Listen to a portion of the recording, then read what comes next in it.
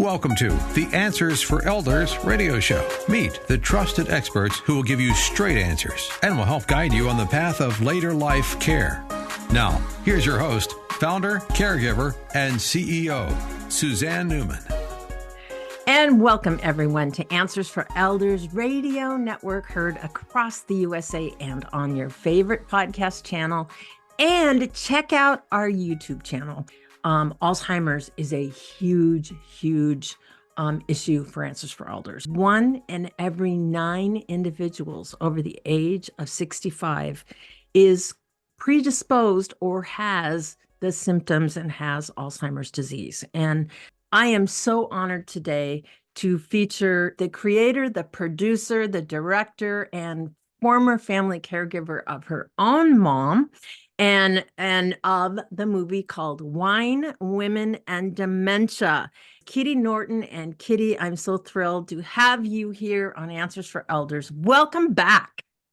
Thank you so much, Suzanne. It's always a pleasure to chat with you anyway, and to get to know your listeners is great. Yes, and Kitty and I have formed a wonderful friendship, and I had the honor to watch your movie last year, and it is so metaphoric. Is that a word, metaphor? It's such a metaphor to my own journey of caring for my mom. And the thing that I love about your movie, Kitty, is that there's heart-wrenching, parts of it, yes, but there's also the comic relief.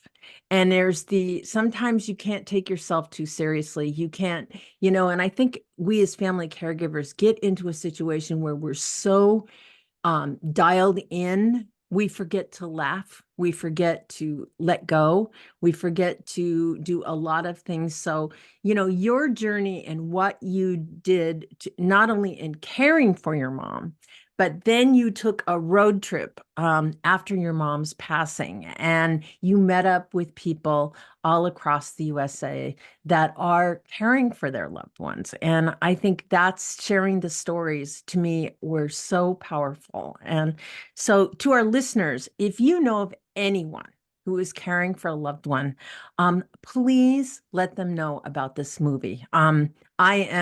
Everybody I've sent it to, they all say the same thing. Thank you so much. I watched it. It touched my heart like you can't believe. And so, Kitty, first of all, thank you so much for creating such an amazing thing for those of us that have had this touch our lives. And so, I know we touched just briefly on what the movie is and all that, but I would love to have you share a little bit about your story briefly, and how did you come up with this concept? Sure, yeah. So, my sister and I started co-caring for my mom in 2016. My father was going to take care of mom until the day she died, but unfortunately, my dad died suddenly in July of 2016. So my sister and I were up to bat. While that caregiving time was going on, because Lexi and I would split the week up, I had, 2 or 3 days a week where it was not my mom days, and I needed something creative to do. Mm-hmm. So I began writing a blog about this swing and dementia lifestyle, and what our days were really like. And some of it was, just horrific, just the emotions and what mom was going through, what we were going through. But a lot of it was about the life and some of the hilarious things that happen. Now live with a person who pretty much has no inhibitions anymore. And she's just enjoying a second. The filters are gone. I know. My formerly timid little mother was just, out and about in the world, and she was doing just fine according to her. Yeah. And my family had a sense of humor that really appreciated the absurdities of human nature, especially our own. So to apply that to the dementia journey also was just natural for us. A lot of the people who became big fans of the blog were also using humor. That was one of the big tools in their caregiver toolkit. And we had just bonded over I would tell my story and then they would respond either via email to me or on the blog, posting on the blog or in the socials. And I became very, very good friends with people all over the world who were in the same journey. Yeah. So then there was 5 of them that became very important to me. And after mom died, I thought, I want to go meet these people. I want to take a bottle of wine and, a pizza and sit out on their back porch. And some of them were still caring for their people. Some of them, their people had moved on too. And I just want to talk caregiver smack. And I thought, well, if I'm going to do that, maybe these conversations would be very helpful for other caregivers, because we're so in the dark when this happens to our household. We are. And that's how it got going. That's what started the whole thing. So amazing. So amazing. And, when you're even talking about that, you have to have humor in this journey. I know for when I was caring for my mom, there were times when she embarrassed me in public.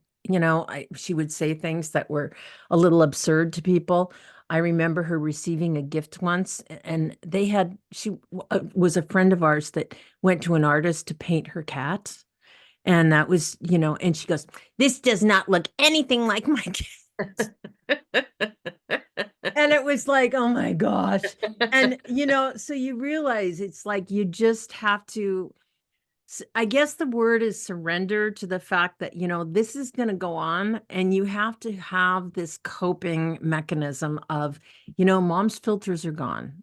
But how do we, as the person that sometimes is the super responsible one, because guess what? We're usually the most responsible sibling, usually is the one that ends up being the caregiver in many cases.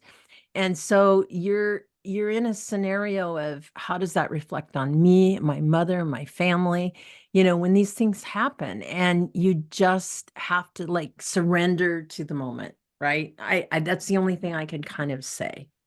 I agree, but I would say that I don't say have tos in dementia. Okay, I that's true. say however you're getting through dementia, if it's working for you, don't change it. True. But what I find is, for a lot of people, we were fed a tragedy narrative about dementia, and there's a lot of tragedy in dementia, but there's a lot of tragedy in death. Yep. So sometimes, for me at least, I just had to say, look, this isn't great. But it's how mom's life's going to end. So what are you going to do? You going to keep crying about this, or are you going to put on your big girl pants and get down to work? Absolutely. That's where humor came into it for me. But I also know that that's not everybody's journey. No, it's not. Yeah. So I try and stay away from have tos. I think if you can employ humor as one of your tools in this journey, you're probably going to get through it a little easier. Yes. But there's people out there who have absolutely no sense of humor. Yep. And that would be absolutely foreign to them. So before we go to our break, I want to tell everyone the big news that Wine, Women, and Dementia is premiering this weekend, November 2nd. And if you're listening to this later, it's on PBS. So we will have a link to it on our homepage on Answers for Elders. And in the meantime, Kitty and we're going to be right back right after this. Did you know that you can discover hundreds of podcasts in our library on senior care? So visit our website and discover our decision guides that will help you also navigate decision making. Find us at answersforelders.com.